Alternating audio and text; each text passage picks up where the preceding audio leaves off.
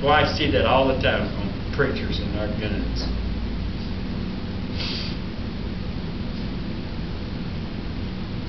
But the heart of the revolution, let me just give you a little bit of a picture of the government that existed at the time of the Apostle Paul when he wrote this.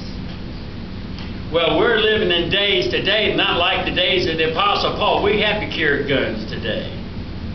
Like our government in America is a lot worse than it was in Paul's day. Slavery flourished. You talking about the blacks think they've been abused? The blacks in Baltimore and the blacks in what's that other place, Ferguson? They think they had it bad and they've been abused and nothing's happened to them.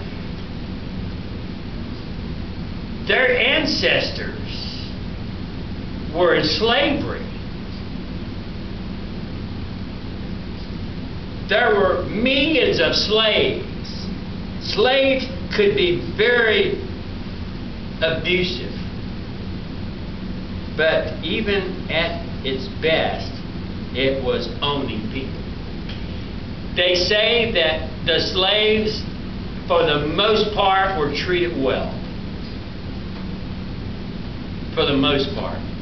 But the fact remains that they were they owned them. That age was not only an age of slavery, but it was an age of absolute rulers. After the Roman Republic had ended, Caesar came into power. Caesar was king. And although there was reaction to the abuse of that singular authority that Caesar possessed, even to the point that in 44 BC, Julius Caesar himself was murdered in the Roman Senate. Ite brute, they whacked him out. That really did not overthrow the absolute rule. You could kill the President of the United States, but 10 minutes later, there's somebody in office. You can kill the Vice President, and as soon as you kill him, there's another person who's going to take his place. There will always be a President of the United States until you kill everybody.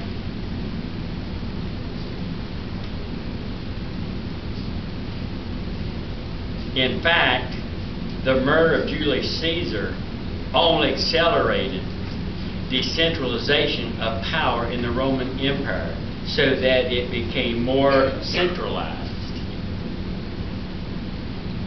The Roman Senate declared Augustus to be the tribune of Rome for life. He was the commander-in-chief of all soldiers. He stood above all Senate. He controlled all civil affairs, and he could do exactly what he wanted to do. And we're accusing our current president of being in control and doing what he wants. No, we can't. But Caesar Augustus could. Caesar Augustus could form any law, any rule. He overruled everybody. He could do what he wanted. He was even deemed to be a god and to be worshipped. And all the power of the entire Roman Empire was vested in one man. He ruled. And if he had not all the power, it was because he had delegated to someone else by his own authority. Paul wrote this letter during this time. In Israel, or the land of promise, or Palestine, Herod was not a dissimilar kind of king. He was a king with great power. He was a king who had his own whims, could behead a prophet with no consequences. Who did he behead? Herod beheaded who? John the Baptist. No one brought him up for, what did they bring up Hussein for? For abuse of power. and they hung him. They couldn't have done that to Herod. He committed atrocious things, but no one dared to bring him before the courts and say, you can't do that. No consequences, no temporal civil outbreak. Page 41 to go. No criminal consequences.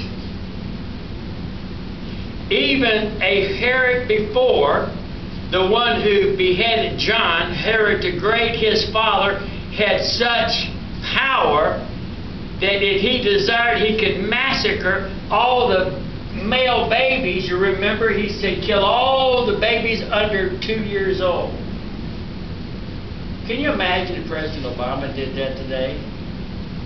He said, we're going to kill every baby under 2 years of age because we're getting overpopulated. Can you imagine how that would react today? He could massacre all the male babies under the age of 2, which absolutely with no repercussion. Can you imagine? This is an amazing amount of power. At the same time, taxes were heavy, and tax collectors were extortioners and thieves and robbers. And they were permitted to take as much as they could get, and they could get as much as they could get out of people, and they owed the government a certain amount of money, and what they could get beyond that they kept. Matthew, the tax collector. And as long as they paid the authority what the authority required, and beyond that they were on their own. And there were people like Zacchaeus who knew that. He had extorted far more than was right. And so you remember that when he came to faith in Jesus Christ,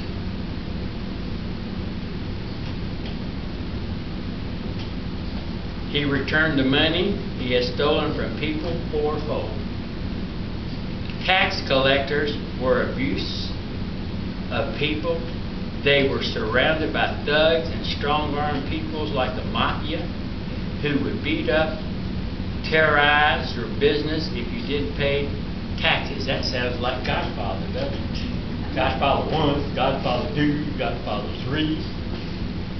And they were essentially, in Israel, the Jews who had bought Roman tax franchise were the Jewish mafia. They were a great IRS. Caesar Augustus had so much power that he could say to the whole world is to be taxed, and he could demand that everyone go to his own city and roll be counted. You remember in Luke, the first couple verses of Luke, that Mary and Joseph had to leave and go to the nearest place to pay taxes? Because if they didn't, they could have been killed on the spot. And this was a decision on his part. Jews, by the way, under Roman tyranny, were oppressed, underprivileged minority. They were the blacks of the day with no voice in Roman government, and they had no voice in this essentially monarchy. They paid heavy taxes, exorbitant taxes to the Roman tax masters with absolutely no say, no right to weigh in on any decision. If they had demonstrated like they did in Baltimore or Ferguson, the Roman military would came in and killed them all. Right? You might say that in an environment like that, maybe it would be okay not to pay your taxes. But Jesus washes that thought away very, very rapidly in Matthew 22:21, when he said this, render to Caesar that things that are Caesar's, and to God the things that are God's. To whom? Render to whom? This Caesar that we've been talking about, this very Caesar that we've been talking about that was a dictator, are we saying that we are to render taxes that he says we are to pay?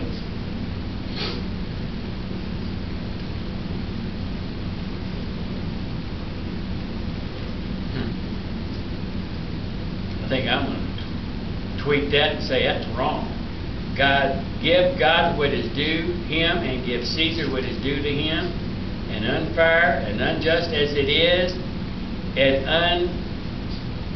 uninvolved as you are in the use of it or the abuse of it, pay taxes to Caesar. And he did himself, as well as paying his regular taxes in Israel and his temple taxes too. And we are learning as the apostate and corrupt temple system, there was nothing more corrupt than the temple system. Well, I'm not going to give any money to the church. It's corrupt down there. That pastor, he spends too much money on himself, and as long as he does that, I'm not going to pay any tithes to the church. Would you think that the temple in Jesus' day was corrupt? You remember a couple of times when Jesus got mad and you walked into the temple, and what did he do? He cleaned it out because they were abusing the money. The very money that he was paying taxes to. Interesting, isn't it? Jesus did not come to seek social change. He did not come to alter the tax code. He did not come to address economy issues. They were not a concern for him. I don't know how he would be respected today. He never got up and preached tax reform. He never got up and preached government reform. He never spent one sermon on the Mount talking about the government, about Caesar, about Herod. He never talked about any of that stuff. Was he aware of them? Do you think Jesus knew all of that? Do you think he knew what was going on in the temple and the government and how people were being disturbed? Don't you think he knew about the slavery? Absolutely. He had perfect knowledge of absolutely everything. There was no abuse, no inquiry, no iniquity that he was not fully aware of. Well then, if he knew all that, he should have changed it. If Jesus knew all the slavery and Jesus knew all the abuse and he knew all the things that was going on, Jesus should have done something about it. According to people in America today, we have a right to try to get our president out of office. We want to put in, you know who. HC. I used to, when I cussed, I always say Clinton, but I refuse to say that other word now. It starts with an H. She'd probably be as good as anybody else that gets in there. But what I'm trying to say, do you have any sermon that Jesus preached, any sermon that Paul preached, any sermon that Peter preached, was there any sermon that he ever mentioned the government individually? I don't think so. Peggy, you can do research that. Okay. He knew that there was a great need for social reform. He knew that there was a great need for tax reform. He knew that there was a great need for care of the poor and the sick who were believed, even the Jews, to be under the punishment of God and who were treated very indifferent and abused. He knew what widows were mistreated and orphans were mistreated. And yet he never came to bring about a social revolution. Here's what he did. He appeared to the minds of the people. He appeared and he talked to the heart and the people's minds.